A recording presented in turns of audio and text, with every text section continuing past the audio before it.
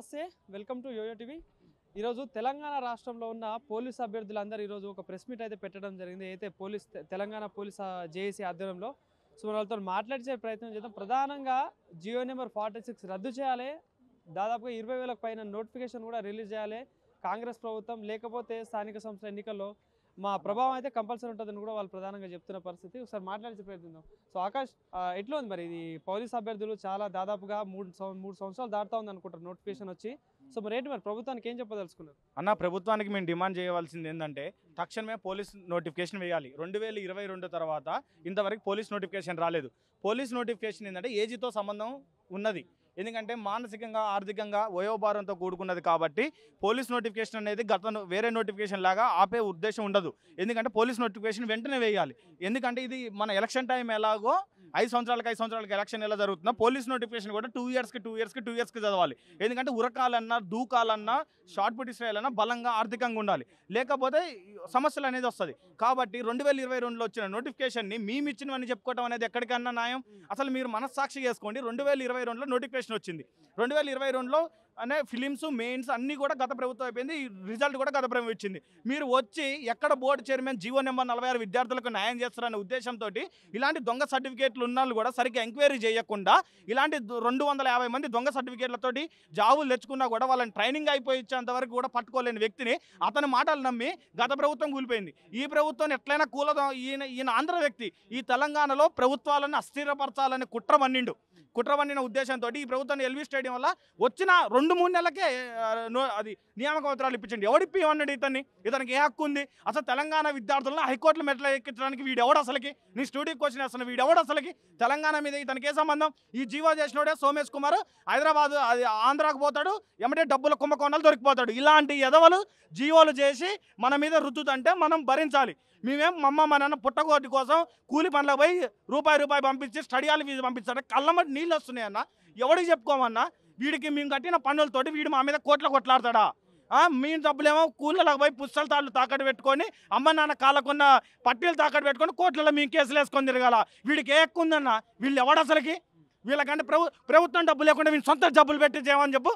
మేము కట్టిన ఫీజులు ఏందన్న? వీళ్ళ జీతాలతోటి ఎమ్మెల్యేలు మినిస్టర్ల యొక్క జీతాలతోటి కోర్టు కేసులకు డబ్బులు కట్టవను వీళ్ళకి అర్థమవుతుంది. మా మీద కేసులు అయినాయి అన్న. గత గవర్నమెంట్లో సెక్రటరీ ముట్టించినప్పుడు మా మీద కేసులు కూడా ఎత్తేయకుండా ఇవాళ కోర్టుల చుట్టూ తిరుగుతున్నాం. అంటే ఒక ఎమ్మెల్సీ అయినా సహకరిస్తున్నాడు అనుకోండి, కానీ వీళ్ళందరూ కేసులు పెట్టి వీళ్ళేమో అధికార రాజభోగం అనిపిస్తారు, మేమేమో అబాసు పాలవుతున్నాం. ఎవడు పుట్టిన వాళ్ళు వీళ్ళంతా? ఎవడు తెలంగాణ తెచ్చుకుంది? ఒకడేం తాగుబోతులు అంటాడు, ఒకడే ఈవిడంటాడు. వాడి ఒంటి మీద పెట్రోల్ పోసుకొని తెలంగాణ తెస్తే అర్థమైంది తెలంగాణలో నిరుద్యోగుల పవర్ ఏందో. చెప్పు తీసుకొని కొట్టాలి ఒక్కొక్కని తెలంగాణ విద్యార్థులు అంటే. తెలంగాణ అస్తిత్వం తెలుసా వాళ్ళకి? తెలంగాణలో ఏ జిల్లాలో ఏముంటారు తెలుసా? ఈ జీవో చేసినోడు తెలుసా? ములుగులో ఎస్టీలు ఎక్కువ ఉంటారు, మహబూబాద్లో ఎస్టీలు ఎక్కువ ఉంటారు, సూర్యాపేటలో బీసీలు ఎక్కువ ఉంటారు. ఏ జిల్లాలలో ఎక్కువ ఉంటారో తెలియని వ్యక్తి ఇప్పుడు ములుగు పోతాడు. ములుగులో అందరు కలిపి 3% ఇస్తాడు. ఎస్టీలు ఎక్కువ ఉంటారు, వాళ్ళ ఎస్టీల పరిస్థితి ఏంది? సూర్యాపేటలో బీసీలు ఎక్కువ ఉంటారు, బీసీల పరిస్థితి ఏంది? నువ్వు ఎవడికి అసలు తెలంగాణ? మా తెలంగాణ ఎట్లుందో నీకు తెలుసా? వాడు తెలంగాణలో పుడితే తెలంగాణ అస్తిత్వం, తెలంగాణ ఏ జిల్లాలో ఏ జనాభా ఉంటారని తెలుస్తుంది. నువ్వు తీసుకొచ్చి 40 లక్షలు ఖర్చు పెట్టి సుప్రీంకోర్టు మెట్లెక్కుతున్నావు. మేము వచ్చాము సుప్రీంకోర్టులో రైల్వే స్టేషన్లో మేము పండుతాం, నువ్వేమి ఏసీ గదులను పంతావు. నువ్వు ఎవడిగా అసలుకి? నీకు ఏ హక్కు ఉందని నువ్వు ఏసీ గదులలో పంతావు మా డబ్బులతోటి? మేమేం ఫుట్పాత్ మీద పండాలా? కోర్టు కేసు రోజు కళ్ళమ్మ నీళ్ళు వస్తాయి, 18 మందిని చంపారు. నీకు కూడా ఏదో ఒక రోజు అలాంటి సాగు వస్తుంది. మేమందరం తెలంగాణలో టపాసులు వేసే సాగు వస్తుంది. పెట్టుకోబా, కేసులు పెట్టుకోబా, నీకు భయపడేటోడే లేడు.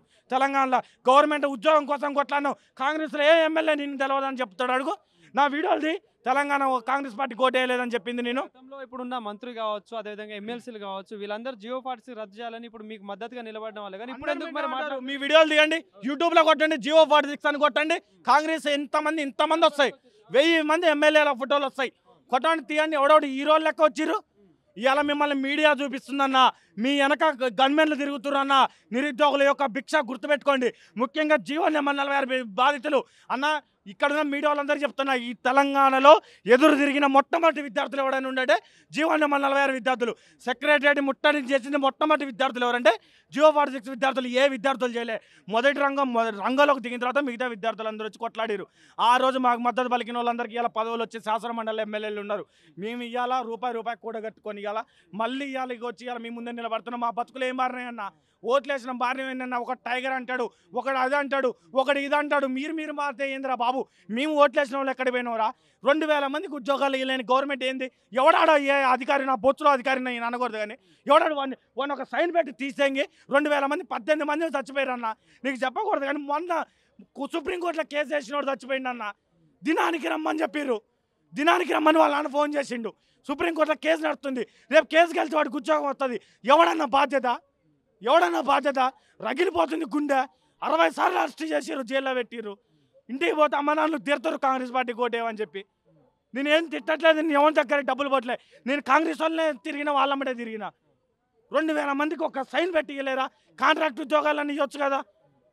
అరిగోసలు పడుతున్నారు వీళ్ళంతా, నన్ను మమ్మల్ని తీరుతారు. ఏడుపు ఒక్కటే వస్తుందన్న.